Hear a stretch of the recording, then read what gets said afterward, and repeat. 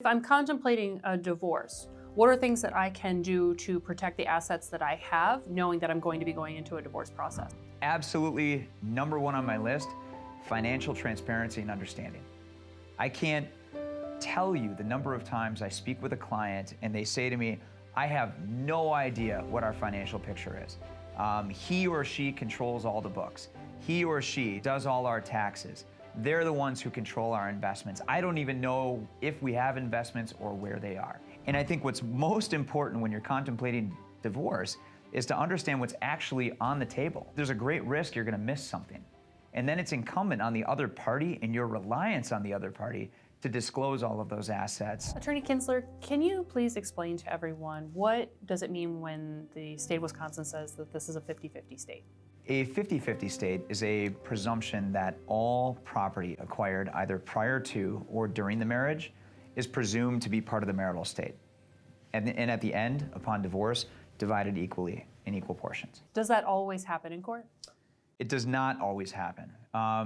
It's a presumption, but there are plenty of factors that are going to determine what the actual property division is going to be, and it may not be equal. There are factors such as marital waste, meaning if one party took either property or income during the marriage and liquidated it and got rid of it, and it didn't have a marital purpose when they got rid of it. Typical example that everyone asks about is gambling, whether gambling would be marital waste. Probably a better example is if during a marriage someone had a significant other, an extramarital affair, and they took marital property or marital income and they spent it on that affair. That would be considered marital waste.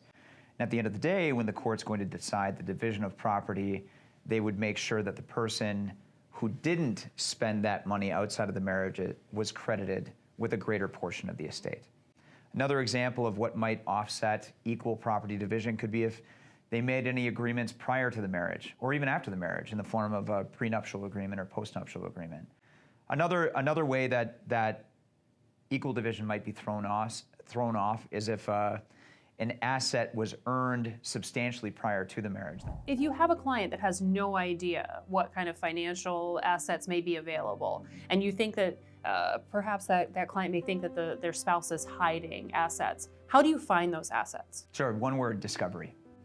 Discovery is a tool that's in every very good lawyer's bag of tricks to make sure that we can pull out all of the information we need to help our clients have full disclosure, full understanding, and make a very good decision about the division of their estate.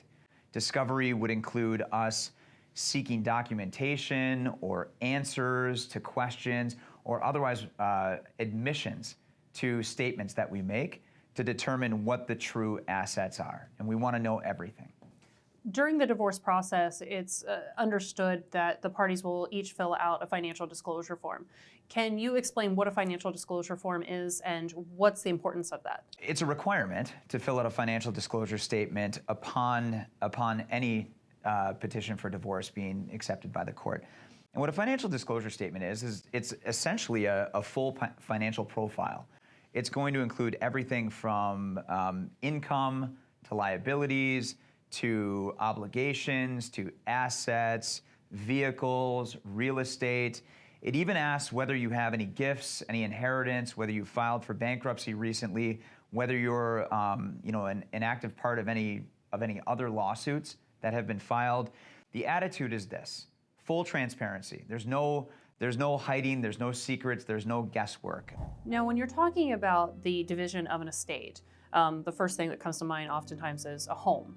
And what happens to the marital home when you have a person come in and ask you, what's going to happen to our marital home? How does the marital home get divided? What do we do with the proceeds of that home? How do you answer those types of questions in dealing with that? The first question I always ask when someone asks me that is, do you want to stay in the home? That's going to determine everything else. If the party has no interest in staying in their home, then we look to whether the other party wants to stay there. If they do, then a refinance is going to have to occur because we're going to have to get one party or the other off of the mortgage because it's a joint obligation and we need to make sure that one person carries that obligation moving forward if they're going to stay in the home. If neither party wants to stay in the home, then we're going to help the parties to enlist a broker to sell the home. We have several real estate resources and professionals that we work with, in particular in this office, that really help to guide us in that process. We don't want to presume that we're experts in that area. We want to lean on our resources to get those answers. And what happens to the equity in a home? The equity is an asset to be divided by the parties. If we look at the totality of the estate, and in the most basic way, the home has a value of $300,000 and an existing mortgage of $250,000, we do a subtraction problem. $300,000 minus $250,000 gives us our available equity, and that's $50,000. Since there are two parties in the marriage, divide by two, and each party has an undivided half interest in that $50,000. What is your best advice when it comes to selling a home? Do parties sell the home prior to the divorce? Do they sell it during the divorce? Do they sell it after the divorce? It's a really good question. I think, again, I'd circle back to what I said earlier. We want to engage professionals, other professionals, as soon as possible, if that's the case. First, to determine the market conditions. It's going to be a different story if the divorce is happening in January versus if the divorce is happening in June, because you're going to see a hot market or a cold market, and that market condition is going to determine the available equity on the sale. I think the best piece of advice I can provide is probably in the form of guidance, which is there's no hard and fast rule about when you can or have to sell the home.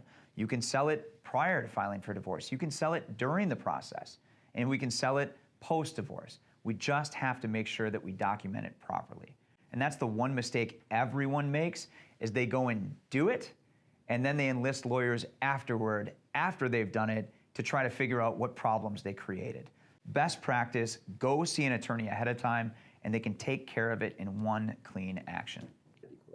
What are some of the benefits of living in a community property state? I think one of the benefits, one is that you have a fairly predictable outcome. It's not a certain outcome, but it's a fairly predictable outcome when you're getting divorced as to what you're going to receive upon property division. I think another, frankly, a very good and decent policy decision around community property is that it protects both spouses. The genesis of the notion of community property is that it was looking out for spouses who traditionally didn't earn. Maybe one spouse was earning the entirety of the income, and the other spouse was, for instance, a homemaker in traditional settings, right? And so what community property did is it put both people on an equal playing field with equal leverage, so that upon a divorce, the person who was earning more wasn't taking away more. Rather, it's the presumption that when two people are married and they enter into it voluntarily, they're equally contributing, no matter what they're contributing, to the entire marital estate.